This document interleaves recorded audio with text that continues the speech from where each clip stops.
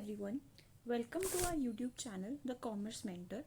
तो आज की क्लास में हम जो टॉपिक स्टार्ट करने वाले हैं वो है क्लास 11th की डिमांड चैप्टर का टॉपिक, दैट इज़ डिमांड।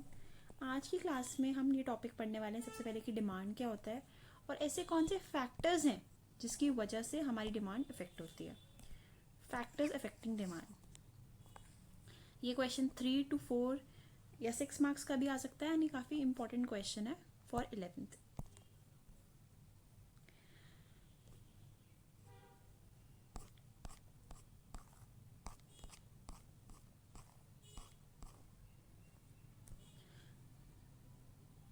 सबसे पहले हमें ये समझना होगा कि डिमांड होता क्या है। हमारी बहुत सारी डिज़ायर्स होती हैं कि हमें ये ख़रीदना है, वो ख़रीदना है। फॉर एग्ज़ाम्पल, अगर मेरी डिज़ायर है, अगर मैं चाहती हूँ कोई पर्टिकुलर ब्रांड की कार ख़रीदना, अगर साथ ही साथ मेरी डिज़ायर तो वो है ही, मेरी इच्छा तो है ही कि मैं वो ख़रीदना चाहती हूँ, साथ ही साथ मेरे पास इतने पैसे भी होने चाहिए उसे ख़रीदने के लिए। तो अगर मेरी परचेजिंग पावर भी है, पीपी मीन्स परचेजिंग पावर, तो अगर डिज़ायर है और साथ में मेरे पास वो पैसे भी हैं, तो मैं कह सकती हूँ कि मेरी डिमांड है उस चीज़ को लेके। अगर आप किसी चीज़ की डिज़ायर रखते हैं और आप के पास परचेजिंग पावर भी है उस चीज़ को ख़रीदने के लिए, तो आप कह सकते हैं कि आप उस चीज़ की डिमांड कर रहे हैं, राइट। सो डिमांड बेसिकली क्या है? डिमांड का मतलब ये होता है कि कितनी quantity customer is willing to buy, customer खरीदना चाहता है, कस्टमर खरीदना चाहता है किसी गिवन प्राइस पे, क्योंकि जो डिमांड होती है वो किसी पर्टिकुलर प्राइस पे डिपेंड करती है। अगर आज एक चीज़ 10 रुपये की मिल रही है तो हो सकता है आप उसके 4 यूनिट्स परचेज करो। अगर वही सेम चीज़ कल 15 रुपये की मिलेगी तो हो सकता है आप उसकी 2 यूनिट्स खरीदोगे, क्योंकि वो चीज़ महंगी हो गई। अगर उसका प्राइस गिर के 5 रुपीज़ हो गया पर यूनिट, तो हो सकता है आप उसकी 8 यूनिट्स बाय करो। तो जो हमारी डिमांड होती है वो प्राइस पे डिपेंड करती है। तो एक बार हम डिमांड की डेफिनेशन देख लेते हैं।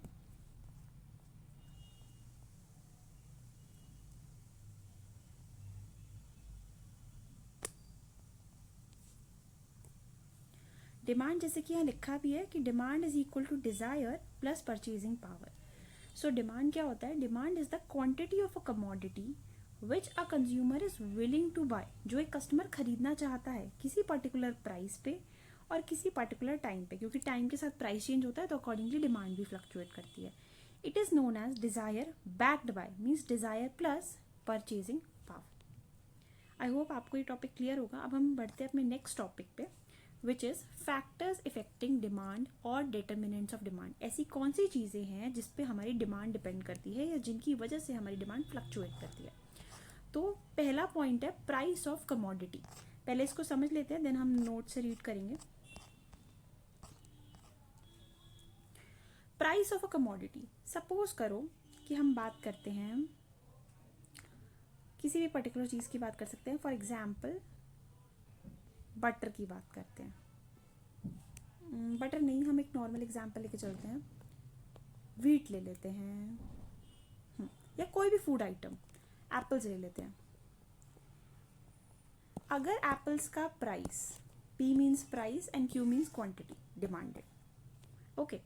अगर एप्पल्स का प्राइस बढ़ता है, प्राइस बढ़ जाता है, तो क्वांटिटी डिमांडेड अपने आप कम हो जाएगी। जैसे फॉर एग्जाम्पल, अगर एप्पल्स 20 रुपीज़ kg मिले तो हो सकता है हम 3 kg खरीद लें, right.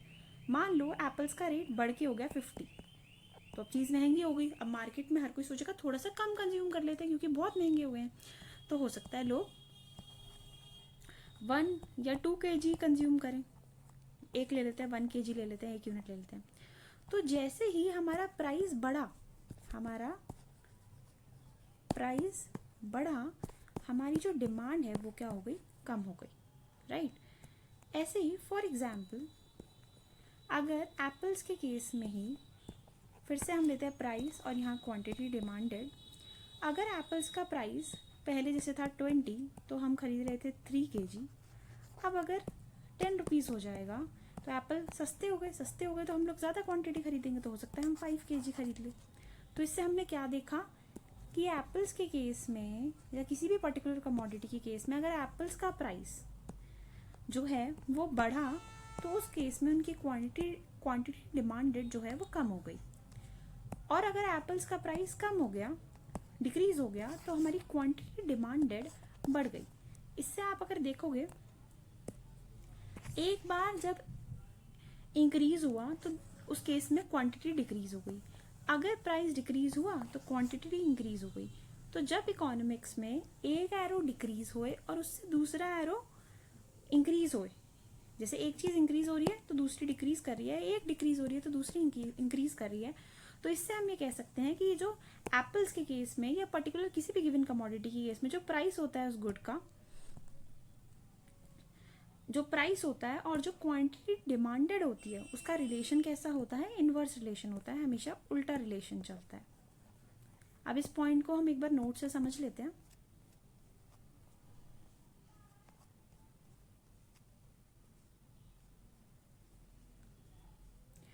Price of commodity PX, price of the commodity has an inverse relationship with the quantity demanded of the commodity. If the price of good X increases, for example अगर हमारे एप्पल्स का जो price है वो increase करेगा, apples महंगे हो जाएंगे तो हम एप्पल्स कम खरीदेंगे, वही यहाँ लिखा है, then the quantity demanded for good X that is apple falls. I hope ये पॉइंट क्लियर होगा। अब हम आएंगे अपने नेक्स्ट फैक्टर पे, price of related goods. First जो हमने पॉइंट पढ़ा था वो था प्राइस ऑफ गिवन गुड या प्राइस ऑफ गिवन कमोडिटी। जैसे एप्पल्स की बात कर रहे हैं तो हम एप्पल्स के ही प्राइस और एप्पल्स के ही डिमांड की बात कर रहे थे। अब जो हमारा सेकेंड पॉइंट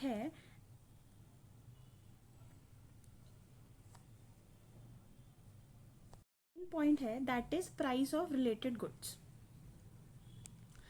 फर्स्ट जो हमने केस पढ़ा जहाँ हम एप्पल के ही प्राइस और एप्पल की ही डिमांड की बात कर रहे थे, that was price of given commodity. Second हमारा पॉइंट है प्राइस ऑफ रिलेटेड गुड्स, जहाँ पे डिफरेंट टाइप ऑफ गुड्स आ जाते हैं। तो पहले इसके लिए हमें 2 टाइप के गुड्स स्टडी करने होंगे।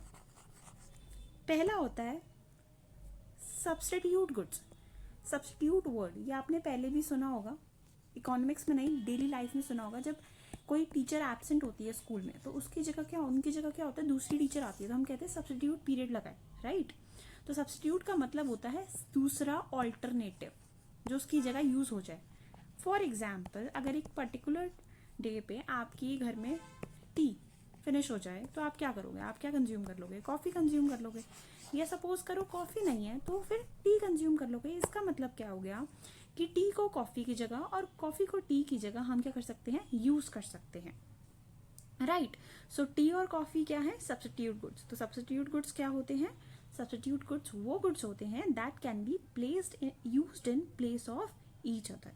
तो होता क्या है सब्स्टिट्यूट गुड्स के केस में, इसमें सपोज करो टी का एग्जाम्पल ले लेते हैं। अगर चाय महंगी हो जाए, चाय के रेट सपोज करो डबल हो जाए, अगर अभी फॉर एग्जाम्पल 50 रुपीज़ के जी चल रहा है तो सपोज करो कि टी के प्राइस बढ़ के 100 रुपीज़ के जी हो गए, बहुत महंगे हो गए, तो आप क्या टी ही कंज्यूम करोगे, फिर आप क्या कहोगे कि चलो कॉफ़ी कंज्यूम कर लेते हैं, तो आप कॉफ़ी कंज्यूम क्यों करोगे, कॉफ़ी का प्राइस कांस्टेंट एज्यूम कर रहे हैं हम इस पॉइंट पर, मतलब कॉफ़ी के प्राइस में कोई चेंज नहीं आ रहा, तो आप कॉफ़ी की डिमांड बढ़ा दोगे। सिमिलरली अगर टी सस्ती हो जाए तो क्या, मान लो टी 50 रुपीज़ पर केजी से 25 रुपीज़ का पर केजी हो जाए, तो क्या आप टी कंज्यूम करोगे, बिल्कुल टी कंज्यूम करोगे, क्योंकि टी क्या हो गई, सस्ती हो गई, टी का रेट कम हो गया। तो आप कॉफ़ी ऐसे केस में कंज्यूम करोगे, आप तो टी कंज्यूम करोगे तो कॉफ़ी कम कंज्यूम करोगे, क्योंकि कॉफ़ी की जगह आप क्या ले रहे हो, टी ले रहे हो, तो कॉफ़ी की डिमांड कम हो जाएगी। तो जब एरो सेम डायरेक्शन में जा रहे हो, हमारे एरो सेम डायरेक्शन में जा रहे हो, तो तब क्या बोलते हैं, जब ऑपोजिट डायरेक्शन में जा रहे हो तो हम बोलते हैं क्या कहते हैं, इनवर्स रिलेशन। बट यहाँ क्या है, डायरेक्ट रिलेशनशिप। तो हम ये कह सकते हैं कि जो हमारे सब्स्टिट्यूट गुड्स होते हैं उनकी प्राइस और डिमांड में कैसा रिलेशनशिप होता है, डायरेक्ट रिलेशन होता है। इसको अब नोट्स के थ्रू पढ़ते हैं।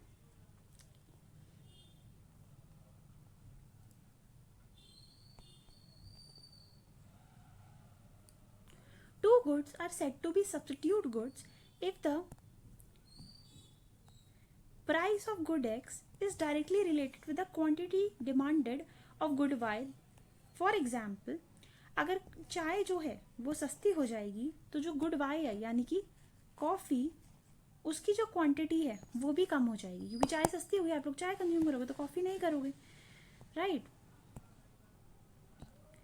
Substitute goods are those goods that can be used in place of each other. So substitute goods में कैसा रिलेशनशिप होता है? डायरेक्ट रिलेशन होता है. Substitute goods में कैसा रिलेशनशिप होता है? डायरेक्ट रिलेशनशिप होता है. ऐसा क्वेश्चन 1 मार्कर में MCQ में भी आ सकता है कि सब्सटीट्यूट गुड्स में कैसा रिलेशनशिप होता है, price of given good, demand of given good में क्या रिलेशनशिप होता है. मूविंग फॉरवर्ड, सेकेंड जो हमारा फैक्टर है, सेकेंड फैक्टर में हमारे 2 पार्ट्स हैं, price of substitute goods and दूसरा है प्राइस ऑफ कॉम्प्लीमेंट्री गुड्स. अब पहले कॉम्प्लीमेंट्री गुड्स समझ लेते हैं, देन हम रीड से, नोट से थोरो रीडिंग करेंगे. कॉम्प्लीमेंट्री गुड्स वो गुड्स होते हैं जो एक साथ यूज होते हैं. कॉम्प्लीमेंट्री गुड्स वो गुड्स होते हैं जिन्हें हम एक साथ यूज करते हैं. फॉर एग्जाम्पल बटर, बटर को किसके साथ यूज करेंगे? ब्रेड के साथ, राइट. तो ये क्या हो गए? कॉम्प्लीमेंट्री गुड हो गए. बटर मोस्टली 99% तो ब्रेड के साथ ही यूज होता है. तो ऐसे केस में क्या होता है? फॉर एग्जाम्पल ब्रेड का प्राइस बढ़ जाए, ब्रेड महंगी हो गई तो आप लोग ब्रेड कम कंज्यूम करोगे, राइट. अब अगर आप ब्रेड को कम कंज्यूम करोगे तो अल्टीमेटली आप क्या कंज्यूम करोगे? अगर आप ब्रेड को कम कंज्यूम करोगे तो अल्टीमेटली आप बटर भी कंज्यूम नहीं करोगे, क्योंकि ब्रेड एंड बटर तो साथ में यूज होते हैं एज अ कॉम्बिनेशन.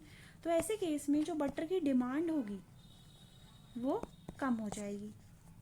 इसका वाइस वर्सा केस क्या बनेगा? अगर ब्रेड का जो प्राइस है वो कम हो जाए, ब्रेड सस्ती हो जाए, तो अब ब्रेड बटर खाओगे, ब्रेड खाओगे तो बटर भी खाओगे, बटर खाओगे तो जो बटर की डिमांड है वो क्या करेगी? बढ़ जाएगी, right.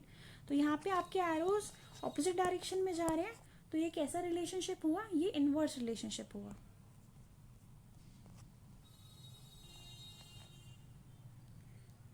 Complementary goods, complementary goods are those goods which are used together to satisfy a particular want. For example, tea and sugar, car and petrol. Two goods are X and Y are said to be complementary goods if the price of good X is inversely related. For example, if the price of good X increases, जैसे T का example ले लेते हैं, अगर चाय महंगी हो जाएगी तो आप चीनी भी कम यूज़ करोगे, चीनी कम यूज़ करोगे तो जो चीनी है उसकी डिमांड यानी शुगर की डिमांड भी क्या हो जाएगी? कम हो जाएगी. ओके. सो हमारा नेक्स्ट फैक्टर जो कि किसी कंज्यूमर की डिमांड को इफेक्ट करता है वो है इनकम. ऑब्वियस सी बात है, हम कितना कमा रहे हैं उस पर डिपेंड करता है कि हम कितना खर्च कर रहे हैं, कितना डिमांड कर रहे हैं. इसके लिए पहले हमें एक एग्जाम्पल समझना पड़ेगा. पहले समझ लेते हैं, फिर हम नोट से रीड आउट कर लेंगे. जैसे कि एक है वीट,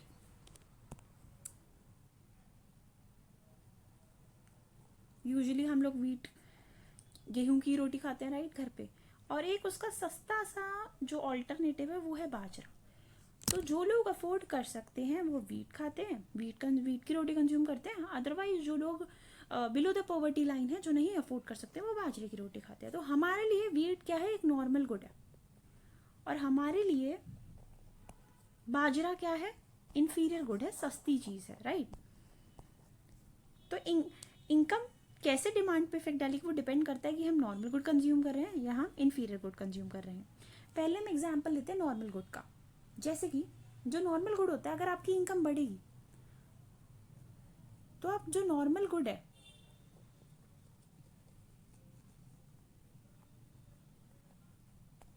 उसकी डिमांड बढ़ा दोगे. लेकिन अगर इनकम कम हो गई तो आप नॉर्मल की गुड को अफोर्ड नहीं कर पाओगे. अगर आप नॉर्मल गुड को अफोर्ड नहीं कर पाओगे तो आप इंफीरियर गुड को कंज्यूम करोगे. तो जो नॉर्मल गुड है उसकी डिमांड जो है वो कम हो जाएगी, राइट. सो कैसा इफेक्ट है? ये पॉजिटिव इफेक्ट है. तो नॉर्मल गुड के केस में इनकम इफेक्ट पॉजिटिव आता है, क्योंकि जब आपकी इनकम बढ़ती है तो आप नॉर्मल गुड की डिमांड बढ़ा देते हो. लेकिन जब आपकी इनकम कम हो जाती है तो आप नॉर्मल गुड की डिमांड कम कर देते हो. राइट। लेकिन अगर हम सस्ती चीज की बात करें जैसे कि बाजरा, अगर आपकी इनकम बढ़ेगी, आप अच्छा अर्न करोगे, तो क्या आप इंफीरियर गुड कंज्यूम करना पसंद करोगे? बाजरा कंज्यूम करना पसंद करोगे? नहीं कंज्यूम करना पसंद करोगे। तो उस केस में इंफीरियर जो गुड है उसकी जो डिमांड है वो कम हो जाती है।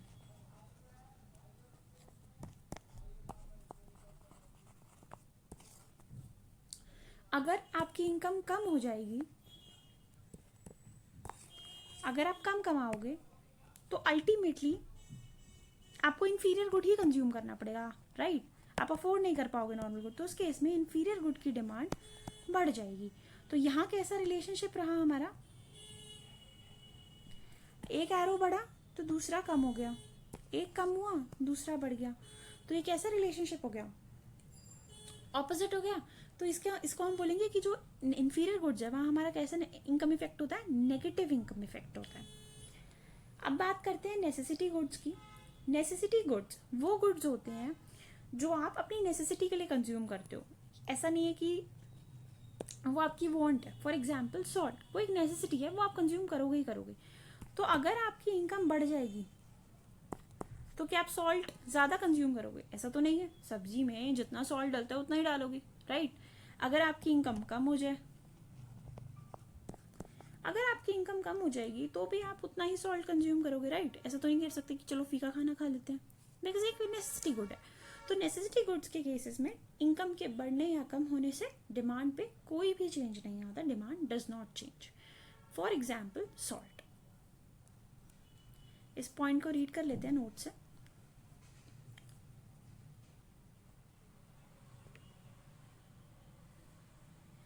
Income of the consumer. Demand is also affected by the income of the consumer. For example, normal good. If the given good is a normal good, as the income increases, demand of normal good also increases. This shows positive income effect. वही जो हमने अभी cover किया, same चीज लिखी है। लेकिन अगर इंफीरियर गुड की बात करें, अगर इनकम बढ़ेगी तो डिमांड हम उसकी कम कर देंगे, क्योंकि अगर हमारी इनकम बढ़ रही है तो हम सस्ती चीज़ थोड़ी खरीदेंगे, फिर हम अच्छी चीज़ खरीदेंगे। और अगर हमारी इनकम कम हो जाएगी तो हम ऐसे गुड की डिमांड बढ़ा देंगे। इसको बोलते हैं नेगेटिव इनकम इफेक्ट, क्योंकि यहाँ नेगेटिव हो रहा है, एक चीज़ बढ़ रही है दूसरी चीज़ कम हो रही है। फॉर एग्जाम्पल बाजरा इंफीरियर है वीट के कंपेरिजन में। लास्ट है हमारा इनकम के पॉइंट में नेसेसिटी गुड, वो गुड जो हमारी ज़रूरत है। ऐसे गुड्स की डिमांड में कोई भी चेंज नहीं आता। For example salt. ओके, सो हमारा नेक्स्ट फैक्टर है टेस्ट एंड प्रेफरेंसेस। हमारे टेस्ट और प्रेफरेंस पे भी डिपेंड करता है कि हम क्या चीज़ की कितनी डिमांड करेंगे। फॉर एग्जाम्पल कि अगर कोई पर्टिकुलर चीज़ फैशन में है, कोई पर्टिकुलर कमोडिटी, तो उसकी डिमांड ट्रेंड में है बेसिकली। जैसे आजकल सोशल मीडिया पे कोई एक चीज़ पर्टिकुलर चीज़ बहुत ट्रेंडी हो जाती है तो उसकी डिमांड बढ़ जाएगी। लेकिन अगर वो चीज़ मार्केट में इतना ट्रेंड में नहीं है तो उसकी डिमांड कम हो जाएगी। ओके, ये था हमारा fourth factor which is taste and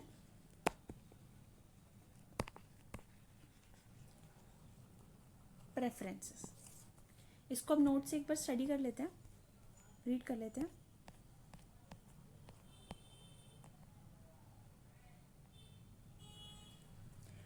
Taste and preferences of the consumer also affect the quantity demanded. If the commodity is in fashion, then the demand for such a commodity rises. When the demand for such a commodity falls, the consumers have no taste for the commodity, then the demand falls. I hope ये clear होगा। Simple सी बात है, अगर कोई चीज़ fashion में है, trend में है, तो डिमांड उसकी होगी, और अगर वो पर्टिकुलर चीज़ फैशन में नहीं है तो उसकी डिमांड नहीं होगी। नेक्स्ट पॉइंट है हमारा expectation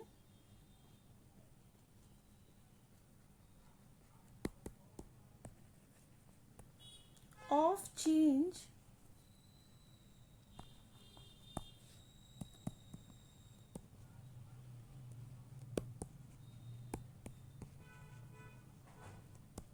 in price in future।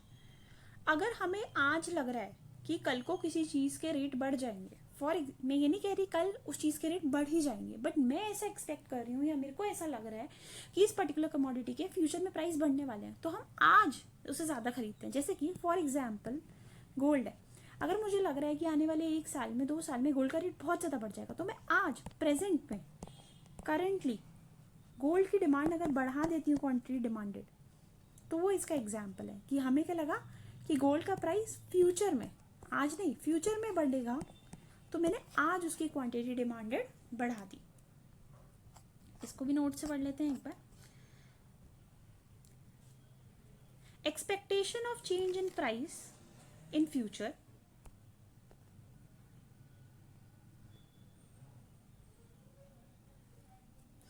if the price of a certain commodity is expected to increase in future, then people will buy more of that commodity in present. This usually happens in case of gold and petrol usually. तो यहाँ पे हमारा ये answer complete होता है factors affecting demand. तो इसमें हमने क्या क्या पढ़ा? फर्स्ट पॉइंट हमने पढ़ा था price of the given commodity PX। Second हमने पढ़ा था प्राइस ऑफ रिलेटेड गुड्स, जिसमें हमने पढ़ा था substitute and complementary goods. Third हमने पढ़ा था इनकम ऑफ द कंज्यूमर, जिसमें हमने पढ़ा था गिवन गुड, नॉर्मल गुड और नेसेसिटी गुड, सॉरी हाँ गिवन गुड नहीं, normal good, inferior good and necessity good. Last हमने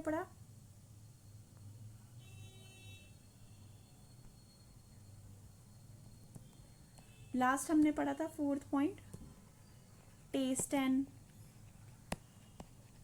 प्रेफरेंसेस। उसके बाद हमने पढ़ा था expectation of change in price in future. I hope आपको ये सारे पॉइंट्स क्लियर होंगे। आज का हमारा लास्ट टॉपिक है जो इसी टॉपिक से रिलेटेड है, वो है demand function. Demand function relationship बताता है डिमांड और उसके फैक्टर्स के बीच में। तो जो अभी हमने सारे पॉइंट्स पढ़े वही डिमांड फंक्शन है। Demand function, this is demand is the function of मतलब किस चीज़ से हमारी डिमांड फ्लक्चुएट करती है। तो अभी हमने जो पॉइंट्स पढ़े, PX price of given commodity, PR price of related goods, Y income of consumer, T taste and preferences, and F expectation of change in price in future। Income को हम economics में Y से denote करते हैं। इसको यहाँ पे notes पे भी गिवन है, सेम जैसे मैंने आपको समझाया, सेम उसी लैंग्वेज में। Thank you everyone. अगर आपको कोई ऐसा टॉपिक लगता है कॉमर्स का जो मुझे कवर करना चाहिए, do let me know in the comment section. Thank you so much.